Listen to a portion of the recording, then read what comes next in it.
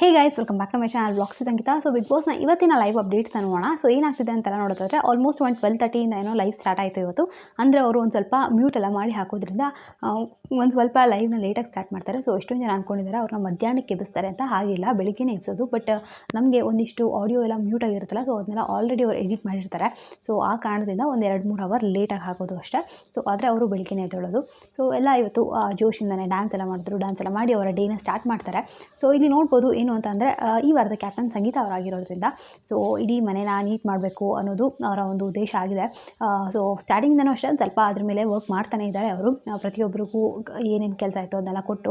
So ಇಲ್ಲಿ ಲೈವಲ್ಲಿ ನೋಡೋದಾದರೆ ಅವರು ಪ್ರತಾಪ್ ಅವರು ಕೂಡ ಕರೆದು ಹೇಳ್ತಿರ್ತಾರೆ, ಎಲ್ಲ ಕೆಲಸ ನೀನು ಮಾಡಬೇಡ, ನಿಂಗೆ ಏನಾದರೂ ಜಾಸ್ತಿ ಆಗ್ತಿದೆ ಅಂದರೆ ನನಗೆ ಹೇಳು, ನಾನು ಎಲ್ಲರಿಗೂ ಡಿವೈಡ್ ಮಾಡೋದು ನಂಗೆ ಗೊತ್ತು. ಯಾಕೆ ಎಲ್ಲರೂ ಒಬ್ಬರು ಯಾರೋ ಕೂತಿದ್ದಾರೆ ಅಂದರೆ ಅವ್ರ ಕೆಲಸ ನೀನೇ ಯಾಕೆ ಮಾಡ್ತೀಯ ಸ್ಟ್ರೆಸ್ ತೊಗೊಳ್ಳೋ ಅಂತ ಇಲ್ಲಿ ಪ್ರತಾಪ್ ಅವರಿಗೆ ಸಂಗೀತ ಅವ್ರು ಹೇಳ್ತಿದ್ರು.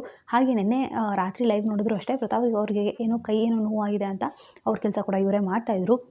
ಸೊ ಒಬ್ಬ ಕ್ಯಾಪ್ಟನ್ ಆಗಿ ಇದು ಒಂದು ಒಳ್ಳೆ ಮೂವ್ ಅಂತ ಅನಿಸುತ್ತೆ. ಯಾಕಂದರೆ ಪ್ರತಿಯೊಂದನ್ನು ಬೇರೆಯವ್ರಿಗೆ ಹಾಕೋದಕ್ಕಿಂತ ಅವರು ಕೂಡ ಮಾಡಬೇಕು. ಸೊ ಇವತ್ತು ಬೆಳಿಗ್ಗೆ ಲೈವ್ ನೋಡಿದ್ರೂ ಅಷ್ಟೇ ಗೊತ್ತಾಗುತ್ತೆ. ಕಾಫಿ ಕುಡಿತಿರ್ತಾರೆ ಆ್ಯಕ್ಚುಲಿ ಅವರು. ಸೊ ಕಾಫಿ ಕುಡ್ಕೊಂಡೇ ಹೋಗಿ ಬೆಡ್ರೂಮ್ ಏರಿಯಾದಲ್ಲಿ ಯಾರ್ಯಾರು ಬೆಡ್ಶೀಟೆಲ್ಲ ಹೆಂಗೆ ಹಾಳಾಗಿರುತ್ತೆ ಎಲ್ಲನೂ ಹೋಗ್ಬಿಟ್ಟು ಅವರೇ ಸೆಟ್ ಮಾಡಿಬಿಟ್ಟು ಬರ್ತಾರೆ. ಸೊ ಎಲ್ಲರದು ಅಷ್ಟೇ ಬೆಡ್ಶೀಟು ಆಲ್ಮೋಸ್ಟ್ ಒಂದು ಸ್ವಲ್ಪ ಹೊತ್ತು ಅದನ್ನೇ ತೋರಿಸ್ತಾಯಿದ್ರು. ಎಲ್ಲರದು ಹೋಗ್ಬಿಟ್ಟು ನೀಟಾಗಿ ಜೋಡಿಸಿ ಬಂದು ನಿಂತ್ಕೊಂಡು ನೋಡ್ತಿರ್ತಾರೆ ವ್ಯೂ ಹೇಗೆ ಕಾಣುತ್ತೆ ಏನು ಬೆಡ್ರೂಮ್ ಏರಿಯಾ ಅಂತೆಲ್ಲ. ಸೊ ಒಬ್ಬ ಕ್ಯಾಪ್ಟನ್ ಆಗಿ ಈ ಥರ ಎಲ್ಲ ಮಾಡೋದು ಕೂಡ ಒಳ್ಳೆಯದು ಅಂತ ಅನಿಸುತ್ತೆ. ಯಾಕಂದರೆ ಲಾಸ್ಟ್ ವೀಕ್ ನಾವು ತನಿಷ್ ಅವ್ರ ಕ್ಯಾಪ್ಟನ್ ಆದಾಗ ನೋಡಿದ್ವಿ, ಅವರು ಕೂಡ ಅಷ್ಟೇ ಮನೆಯೆಲ್ಲ ತುಂಬಾ ಕ್ಲೀನ್ ಮಾಡ್ತಿದ್ರಂತೆ ಎಲ್ಲರ ಕೈಯಲ್ಲೂ. ಸೊ ಎಲ್ಲರೂ ಅದನ್ನ ಹೇಳ್ತಿದ್ರು, ತುಂಬ ಪ್ರೆಷರ್ ಹಾಕಿಸಿದ್ರು ಅಂತ. ಸೊ ಏನು ಕಂಟೆಸ್ಟೆನ್ಸಿ ಕೂಡ ಪ್ರೆಷರ್ ಹಾಕ್ತಾರೆ, ಅದೇ ಥರ ಅವರು ಕೂಡ ಪ್ರೆಷರ್ ತೊಗೊಂಡು ಸ್ವಲ್ಪ ಕಂಟೆಸ್ಟೆನ್ಸ್ ಜೊತೆಗೆ ಅವರು ಕೆಲಸ ಮಾಡಿದ್ರೆ ಇನ್ನೂ ಒಂದು ಒಳ್ಳೆ ಕ್ಯಾಪ್ಟನ್ ಆಗ್ಬೋದು. ಸೊ ಇದನ್ನ ಸಂಗೀತ ಅವರು ಮಾಡ್ತಿದ್ದಾರೆ ಅಂತ ಅನಿಸುತ್ತೆ. ಸೊ ನೋಡೋಣ, ಇನ್ನೂ 3-4 ದಿನ ಇದೆ ಅವರು, ಅಂದರೆ ಥರ್ಸ್ಡೇ ತನಕ ಏನೋ ಇದೆ ಅವ್ರದ್ದು ಕ್ಯಾಪ್ಟನ್ಶಿಪ್ಪು, ಹೇಗೆ ಮಾಡ್ತಾರೆ ಏನು ಅಂತ. So end of the day mostly ವೀಕೆಂಡ್ಸಲ್ಲಿ ಕೂಡ ಕೇಳ್ಬೋದು ಹೇಗಿತ್ತು ಕ್ಯಾಪ್ಟನ್ಶಿಪ್ಪು ಅಂತ. ಯಾಕಂದರೆ ಮೊನ್ನೆನೇ ಕೇಳಿದರು, ಒಂದು ಡೇಗೆ ಕೇಳಿದರು. ಸೊ ಇನ್ನು ಖಂಡಿತವಾಗ್ಲೂ ಇವಾಗೂ ಕೇಳ್ಬೋದು ಅಂತ ಅನಿಸುತ್ತೆ ಹೇಗಿತ್ತು ಏನು ಅಂತ.